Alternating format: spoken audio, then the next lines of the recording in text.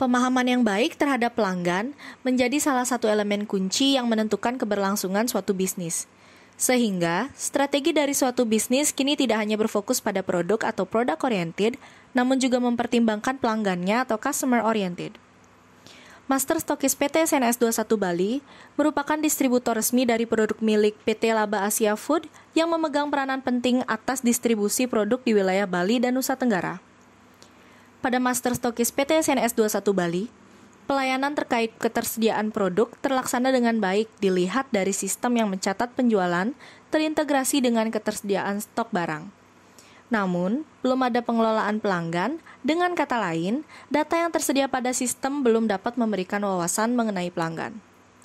Untuk mengidentifikasi dan memahami perbedaan perilaku pembelian pelanggan, penting untuk dilakukan segmentasi pelanggan. Hasil segmentasi karakter pelanggan dapat menjadi dasar dalam menyusun strategi meningkatkan kepuasan pelanggan. Rumusan masalah dari penelitian ini adalah bagaimana segmentasi pelanggan dengan model RFM atau Recency, Frequency, dan Monetary, dan algoritma Self-Organizing Maps pada Master Stokis PT SNS 21 Bali. Kemudian ada pula tujuan dari penelitian ini adalah untuk mengetahui segmentasi pelanggan dengan model RFM atau Recency, Frequency, Monetary, dan algoritma Self-Organizing Maps pada Master Stokis PT SNS 21 Bali. Penelitian ini menerapkan metode Cross Industry Standard Process for Data Mining atau CRISP-DM yang terdiri dari Business Understanding, Data Understanding, Data Preparation, Modeling, Evaluation, dan Deployment. Pada proses implementasi akan dimulai dari tahapan data preparation. Data preparation. Tahapan ini bertujuan untuk mengorganisir data mentah menjadi format yang dapat digunakan untuk implementasi RFM. Tahapan ini dibagi menjadi dua. Yang pertama adalah transformasi struktur data, yang kedua adalah transformasi RFM. Tahapan pertama yaitu transformasi struktur data bertujuan untuk mengonversi data asli menjadi bentuk yang lebih terstruktur. Ini bisa dilihat pada gambar.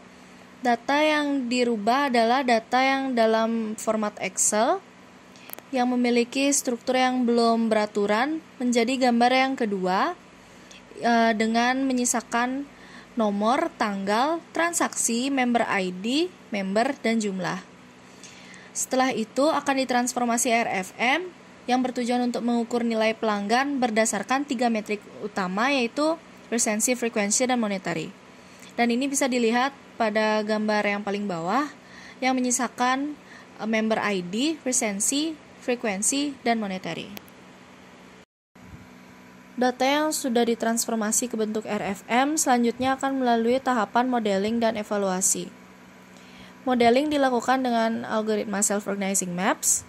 Di sini menggunakan variasi parameter grid 1x3 sampai dengan 5x5, iterasi 500, 750, dan 1000, learning rate 0,1, 0,2, dan 0,5, serta radius 0,5 dan 1. Pada proses evaluasi, menggunakan metode Silhouette Score dan Davis-Bouldin Index. Hasil dari pengelompokan dan evaluasi nantinya akan terlihat seperti pada gambar. Pada klaster 1 terdapat 236 anggota. Karakter pelanggan pada klaster 1 ini adalah memiliki resensi yang rendah karena pelanggan sudah lama tidak melakukan pembelian. Kemudian nilai frekuensi yang rendah yang berarti pelanggan dalam klaster ini tidak sering melakukan pembelian atau transaksi. Dan monetary yang rendah, karena pelanggan ini cenderung melakukan pembelian dengan jumlah yang tidak terlalu besar. Selanjutnya pada klaster 2 memiliki 7 anggota dengan karakteristik resensi yang rendah, yaitu pelanggan aktif yang sering melakukan pembelian dalam waktu dekat, kemudian memiliki nilai frekuensi yang tinggi, yaitu pelanggan yang sangat aktif dan sering melakukan pembelian. Dan memiliki monetary yang tinggi, yang berarti pelanggan tidak hanya sering bertransaksi, tapi juga mengeluarkan uang dalam jumlah yang besar untuk setiap transaksi.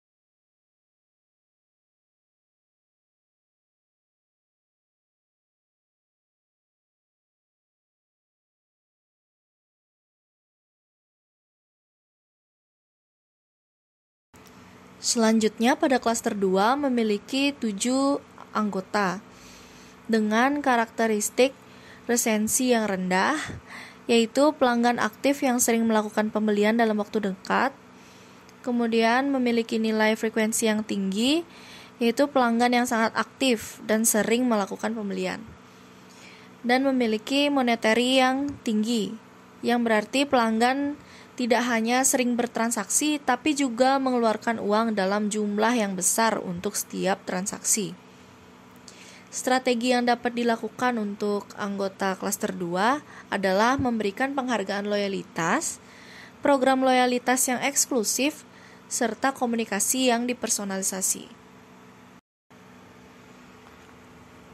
Selanjutnya klaster 3.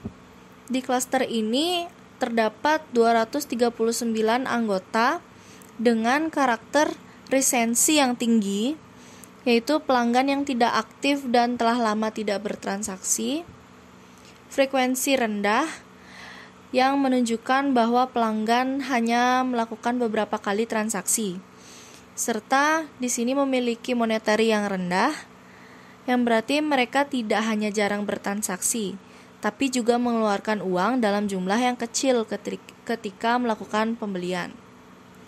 Strategi yang dapat dilakukan untuk anggota klaster 3 adalah strategi reaktivasi pelanggan dengan mengirimkan penawaran menarik atau diskon khusus.